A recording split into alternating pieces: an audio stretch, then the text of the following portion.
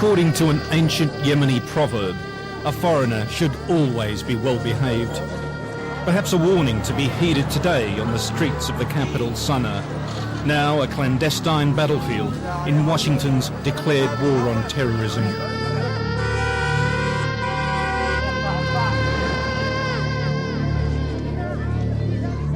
Yemen is an important theater.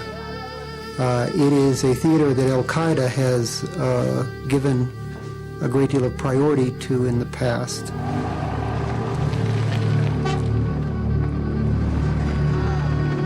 The threat compounded by the fact that Yemen is awash with guns. As many as 60 million firearms in a nation of only 20 million people. Freely distributed during the decades of war and political chaos that ensued here until the mid-90s. To a terrorist, arms is like heroin to an addict. If you have the money, you will get it. And you've got the supply here. And we have the supply here.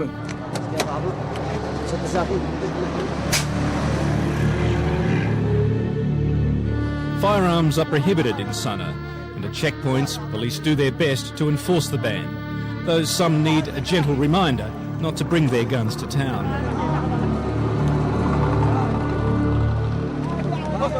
Registered weapons are collected when their owners return home to the tribal areas, where honour and survival can rest on the barrel of a Kalashnikov.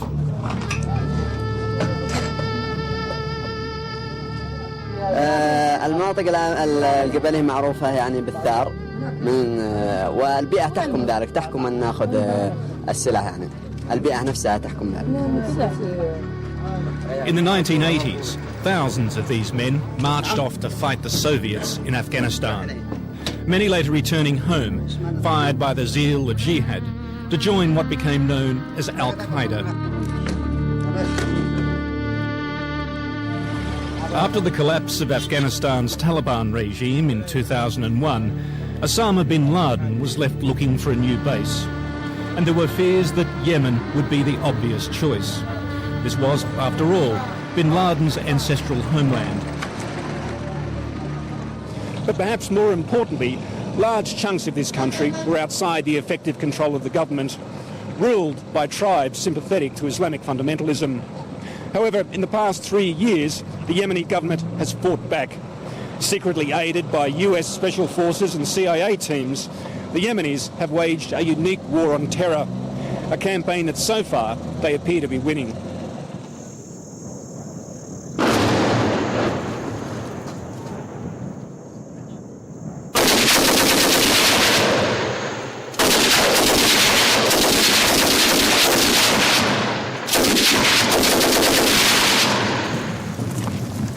Amid the rugged lunar terrain, Yemeni special forces close in for the kill. The target, 60 members of the Al-Qaeda-linked group, the Aden Abyan Islamic Army. This battle, fought last year, remains the only anti-terrorist operation the Yemeni government has ever permitted a TV camera to record.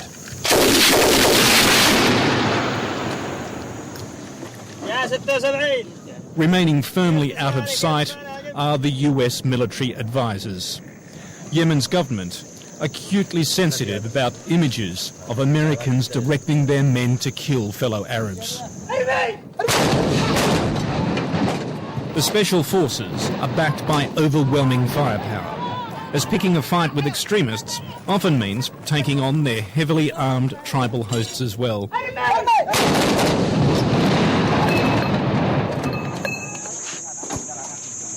It takes 5 days of heavy fighting to overwhelm the militants, killing 10. This man in the blue singlet, among 20 captured, is a local tribesman recruited to the struggle. I think, like any ordinary people, the tribesmen can be easily misled by the slogans that are raised by the extremist groups. So what's Al-Qaeda telling these people in order to try and get them on side? I think they are telling them that they are trying to get Muslim countries to be ruled by Islam and by Islamic traditional religious teachings. If he'd been caught in Afghanistan, this prisoner would have been shipped to Guantanamo Bay. But Yemen refuses to hand over captives to the Americans. And if he hasn't actually killed anyone, he may soon be free. A total of 248 terror suspects have been detained in Yemen, and we're on our way to meet one of them at the Justice Ministry in Sana'a. Yemen has taken a highly unorthodox approach to combating terrorism, a compromise between Washington's demand to destroy the extremists and the views of many Yemenis who are sympathetic to Al-Qaeda. Nasser al-Bari had dedicated his life to Al-Qaeda, a militant who was prepared to kill for the cause. And so you were a member of Al-Qaeda? كنت عضوا في القاعدة. نعم كنت عضو في القاعدة سابقا. Yes, formerly yes, I was a member of Qaeda. How many years? لمدة كم سنوات؟ 5 سنوات. 5 years. What did you do in Al-Qaeda? إيش عملت بالقاعدة؟ عملت أشياء كثيرة. I've done many things. المهم كيف هو الآن؟ المهم كيف هو الآن؟ The most important, how he is now. Thank you. Nasser is secretive, but he does reveal that before joining Al-Qaeda, he spent 5 years fighting as an Islamic holy warrior in Bosnia, Afghanistan and Chechnya. يعني أريد أوضح جزئية مهمة. أنا قبل ما أعرف القاعدة فضل الله عز وجل كتب الله لنا الجهاد في البوسنة ومناطق أخرى كثير جدا. القضية اللي كانت تحرك في صدورنا أنا لابد أن ندافع قضايا أمتنا، فكان تنظيم القاعدة أفضل تنظيم يستطيع أن يواجه الأمريكان والغرب. نعم حين ذاك في ذاك الوقت. Captured in Yemen, he spent a year in jail before agreeing to join a controversial new government rehabilitation program, releasing those Al-Qaeda members who renounced the movement.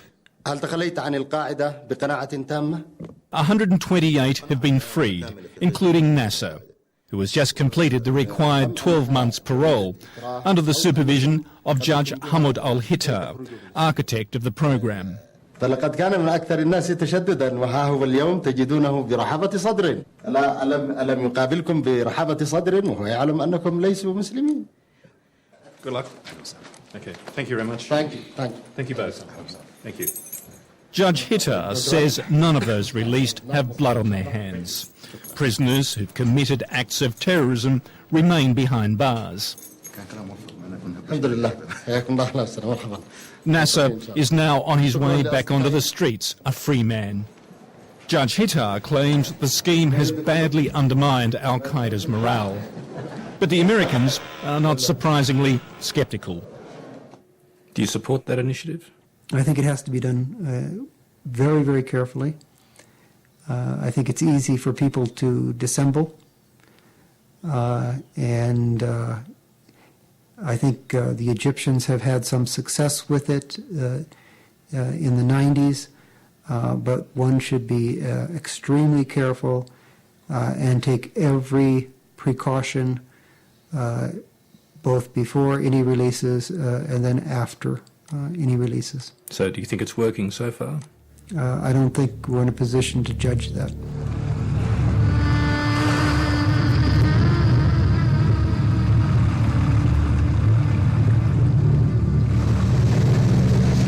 America's war against terrorism in Yemen began in October 2000 after a suicide boat rammed an American warship, the USS Cole, killing 17 sailors.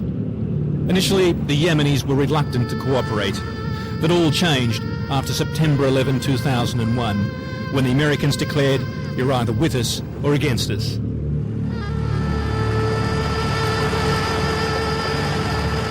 A largely covert campaign has followed, militant bombings and murders matched by government raids and arrests, with Yemeni security agents often blocking media attempts to cover the struggle.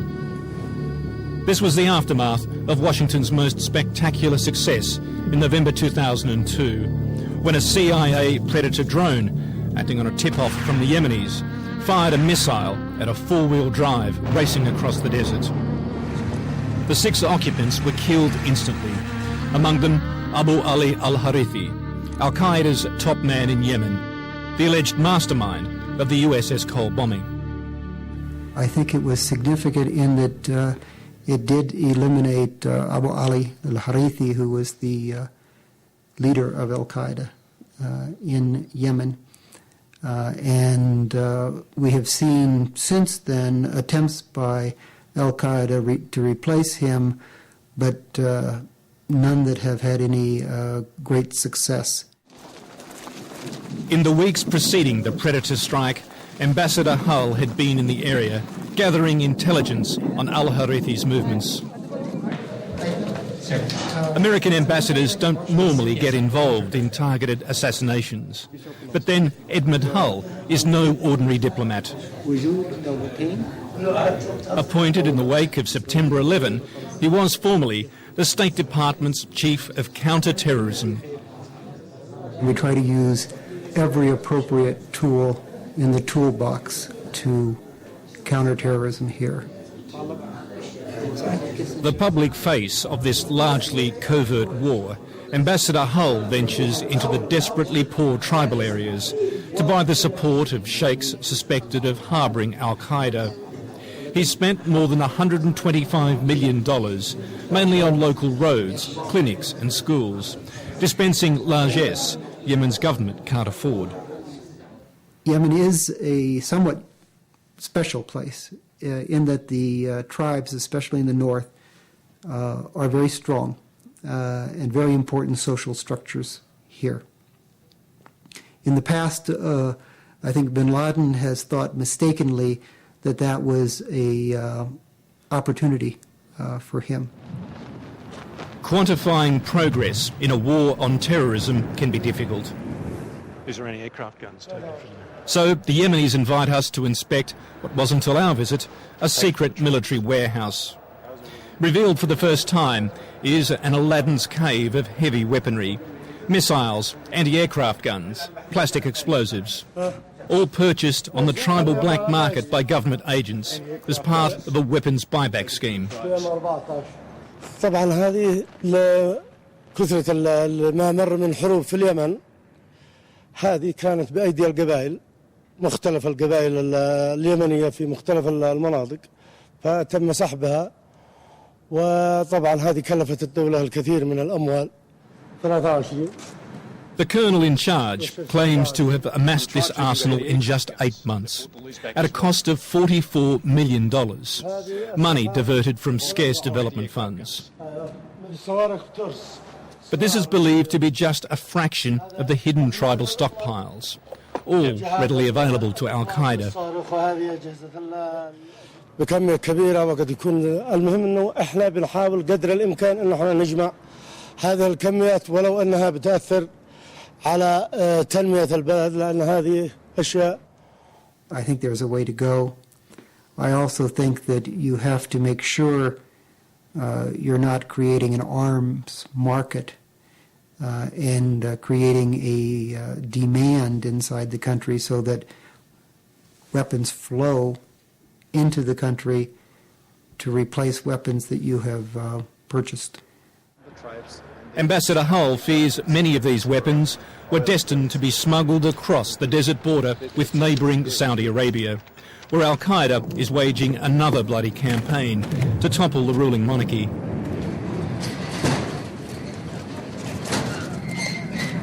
I think there is a problem with weapons and explosives flowing towards Saudi Arabia, and I think there's a problem with money flowing from Saudi Arabia to Yemen. So this is al-Qaeda moving weapons into Saudi to destabilise the government, and al-Qaeda money coming south to fund operations in Yemen.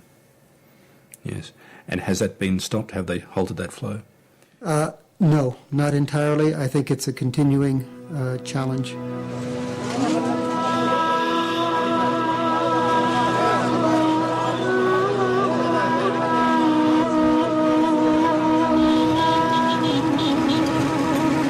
Three hours' drive from Sana'a lies the squalid northern tribal city of Marib, a fundamentalist stronghold near the border with Saudi Arabia. We're only permitted to visit with a heavily armed police escort. It's a poor region that's received barely a trickle of Yemen's modest oil wealth. Kidnapping foreigners for money or government aid was once an industry here. More than 200 hostages were seized in Yemen during the 90s. Most were released unharmed, although 3 Britons and an Australian died in one botched rescue attempt. Since September 11, there have been precious few visitors to seize. About their only regular guest is the US ambassador. والله ملحكم الامريكيه منبهه صراحه منبهه مرفوضه عندنا.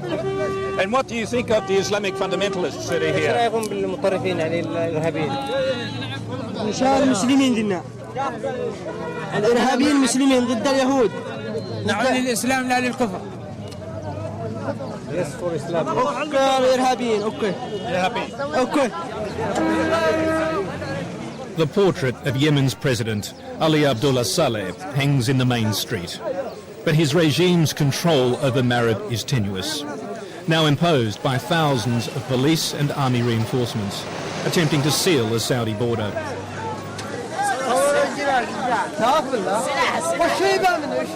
The backing of the Americans in this campaign has delivered Yemen's government a pretext to finally rein in these rebellious tribesmen, and they don't like it. This is the concerns of the tribesmen, of course. I mean, because they depend on their sheikhs to rule and to administer their regions. In modern government, this is not acceptable, and whether there is terrorism or not, the government has to extend its authority to all parts of Yemen. At the fortified residence of one of Marib's traditional leaders, we meet Sheikh Zayed Ahmed Haider of the Al-Ashraf tribe.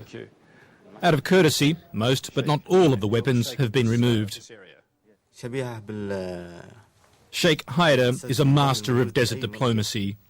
He says he doesn't know what all the fuss is about because there is no arms smuggling. As for Al-Qaeda, he insists it simply doesn't exist. احنا في اليمن لم نلاحظ شيء اسمه القاعدة. اعتقد ان فيه اكبر مما هو ذاك هي حملة ضد الاسلام وليس القاعدة.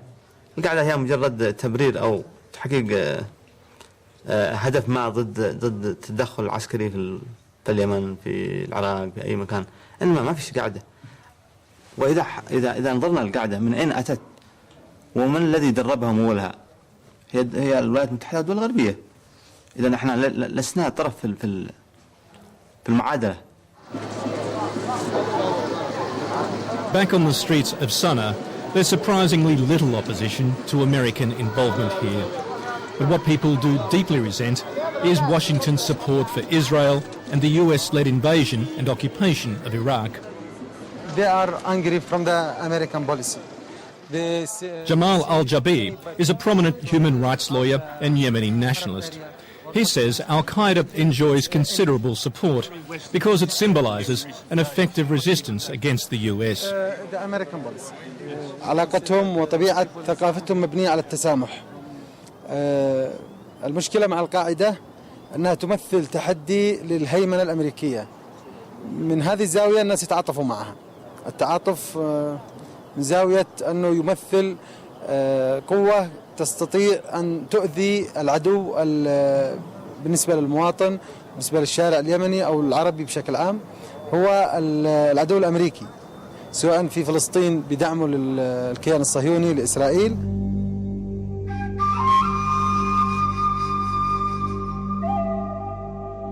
This man symbolises Yemen's highly unorthodox approach to the war on terrorism. Amin al-Mashrigi is a former army officer turned poet and propagandist. These days he goes to war armed only with verse and his traditional dagger, worn as a sign of solidarity with the tribesmen, whose hearts and minds he seeks to win with his message.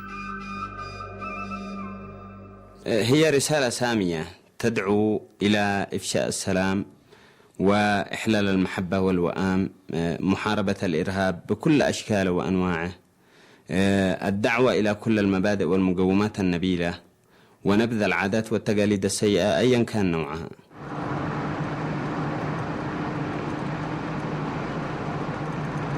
To the bemusement of the Americans, Amin's missions take him beyond Sana'a to the tribal communities that harbour Al-Qaeda and other Islamic extremists. His arrival in the village is regarded as a huge honour.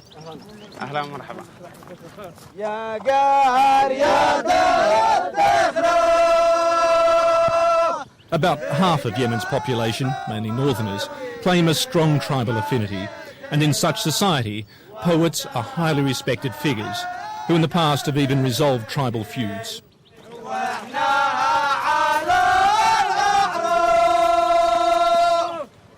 Again today, the guns are stashed away as a courtesy.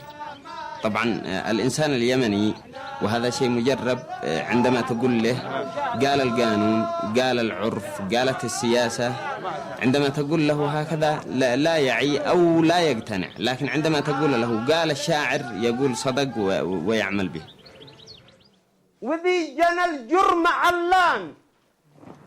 The recital takes place during the daily gut session.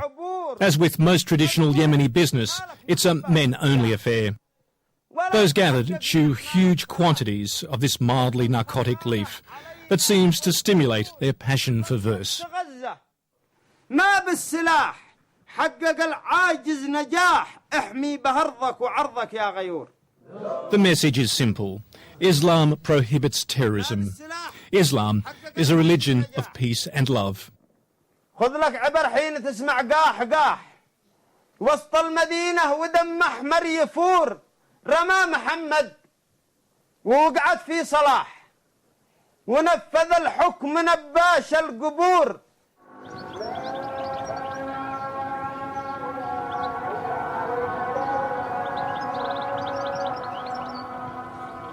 Al-Qaeda is as much an ideal as a movement. The call to prayer ringing out across the mountains is interpreted by extremists as a call to arms, to strike down infidels, even here, in the relative peace of Jibla, an ancient town in central Yemen.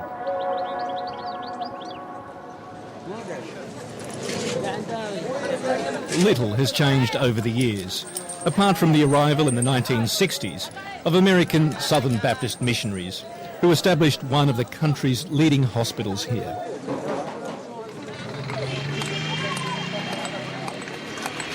For 5 years, Jibla Hospital has been home for Australian surgeon Dr. Ken Cleasy and his wife Gwen. The average Yemeni will live and let live. Even if people disagreed with us in many ways, they would come here for treatment often. So, providing there weren't attempts at open evangelism, we got on well.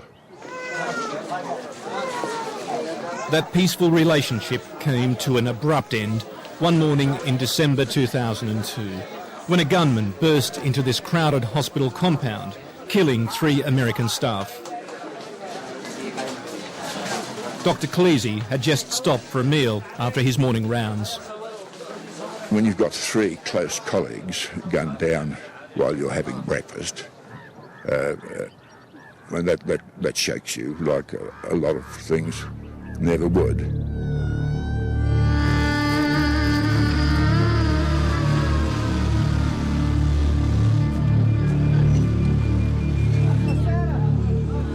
The attacker, Abed Abdul Razak Al-Kamil, was soon arrested and linked to a fundamentalist group that just days earlier had also murdered one of Yemen's leading secular politicians.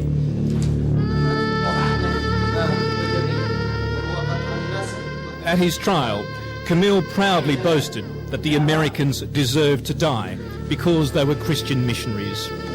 He has since been found guilty and sentenced to death. Well, he didn't belong to this part of the country, but he was a Muslim extremist, and he didn't believe in freedom of religion, democracy, I guess, but he felt that killing Christians was a good thing to do. The attack came just days before the Baptists were due to hand over control of the hospital to Yemen's government. After the murders, all foreign staff were evacuated and the hospital closed its doors. A propaganda victory for the fundamentalists. But then an extraordinary thing happened. Ken Cleasy and the other foreign staff came back.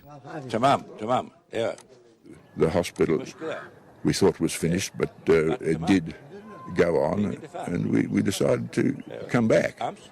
Basically because there was difficulty in recruiting staff. They wanted another surgeon.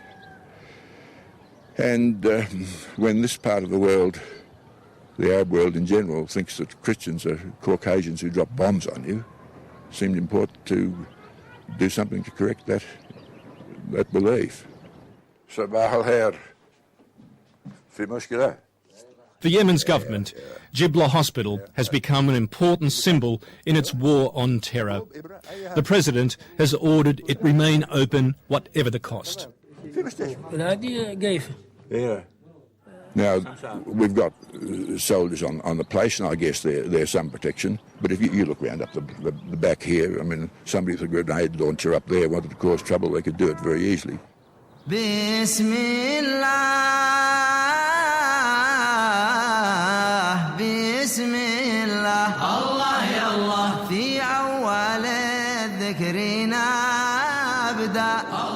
Yemen's campaign against terrorism has also touched the lives of a very different group of foreigners. Far from the mountains of Jibla stands the spectacular mud towers of Hadramat Wadi, dubbed the Manhattan of Arabia. This region is renowned as Osama bin Laden's ancestral homeland, although his father moved the family to Saudi Arabia more than 70 years ago.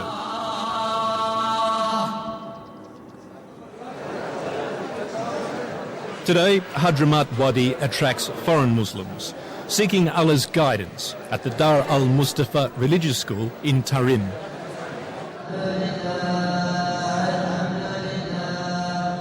Many of the 600 students are Indonesian, although there is a sprinkling of Westerners, including 26-year-old Yahya Rodas, a Christian convert from California. How long have you been here for now? I've been here for about 3.5 years. So. And what's life like here?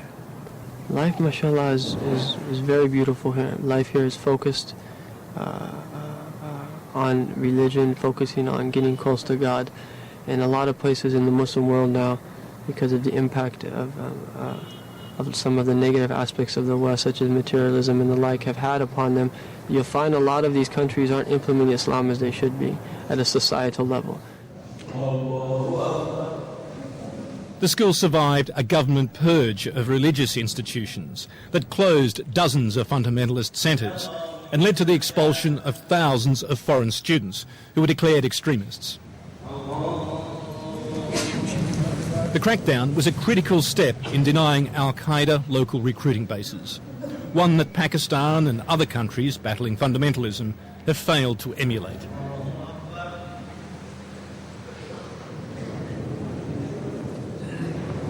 The authorities regard Yahya and the other foreigners here as moderates, and today he's helping settle in 9 recent arrivals from Australia, including 20-year-old Rameh Zaud, a student of Lebanese descent from Sydney. I finished high school and in Australia. I finished Year 12 and I studied Quran after high school, and I memorized most of the Quran, and then I was favoured by God to come here and study Islamic studies. Rameh, who dreams of returning one day to Australia as a Muslim missionary, admits Yemen is tough going. Yeah, it's a big sacrifice. I mean, as we know, in our country we have a lot of comforts, and here some of that it's not available. But this is the sacrifice that we for anything, anyone that wants to become anything, he must sacrifice.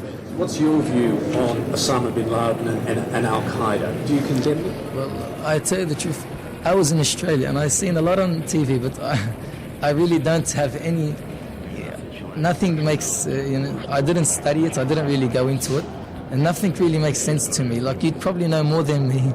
I really haven't studied that much.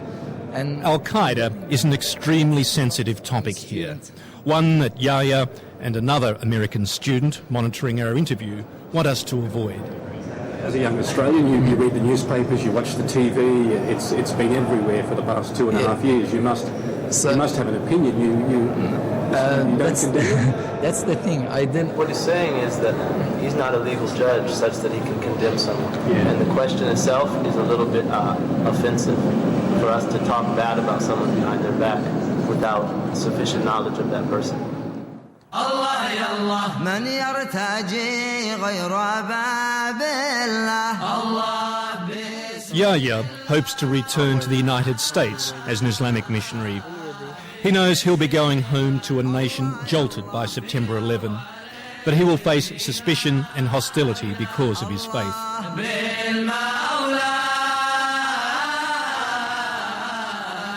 For Yahya, difficult days may lie ahead. He says the attacks of September 11 were wrong, but he's also critical of America's response. Innocent lives were taken on that side, and then some of the retributions from that, then there are also innocent lives on the other side. And so the point is that I think that we have to be balanced in the way we look at things. Do you condemn Al-Qaeda? How do you regard Al-Qaeda?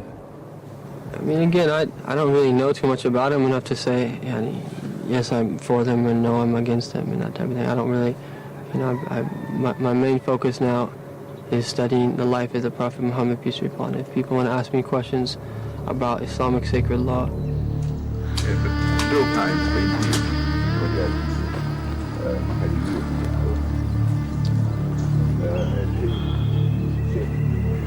But as the young Muslim missionaries contemplate the long road ahead, one old Christian missionary is nearing the end of his journey. After half a century of tending the sick, Ken Cleasy is also ready to go home, to retirement in Tasmania. He'll leave behind close friends. In accordance with their last wishes, two of the slain American Baptists, William Cohn and Martha Myers, were buried here in the grounds of the hospital. Bill had been here for 28 years. The place ran like clockwork. It was very good. Martha, she'd been here about 25 years, and she, as well as working in the hospital, she had an immunisation program going around, and she would take her Land Rover to villages, even Yemenis wouldn't go, I think.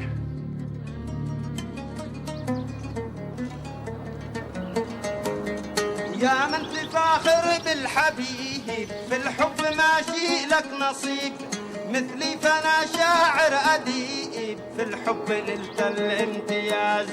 A peace of sorts has descended upon Yemen. It's now more than a year since the last major attack by the fundamentalists, the murder of the Americans at Jibla.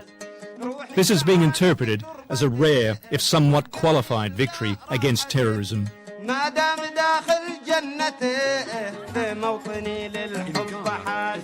Yemen is doing an excellent job in fighting terrorism, in controlling it. I don't think we can say that we have eliminated it, but we have achieved a great success in Yemen.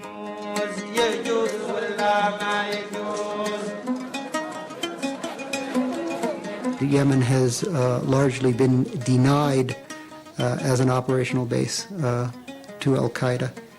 And that constitutes a significant victory, but one that has to be continually confirmed.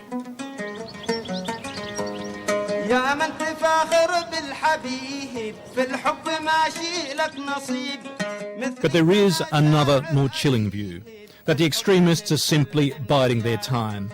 For now, happy to sing along with the government songs, content in the belief that Yemen's political leaders have sown the seeds of their own destruction by collaborating with Washington. القلق أنه بتعاون النظام اليمني في مسألة مع الإدارة الأمريكية في قضية ما يسمى الإرهاب سيخلق نوع من الأزمة الاجتماعية.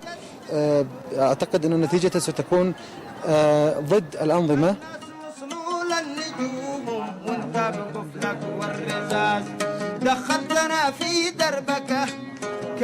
Yemen's fate and America's claim to victory may well rest in the hearts and minds of these tribesmen.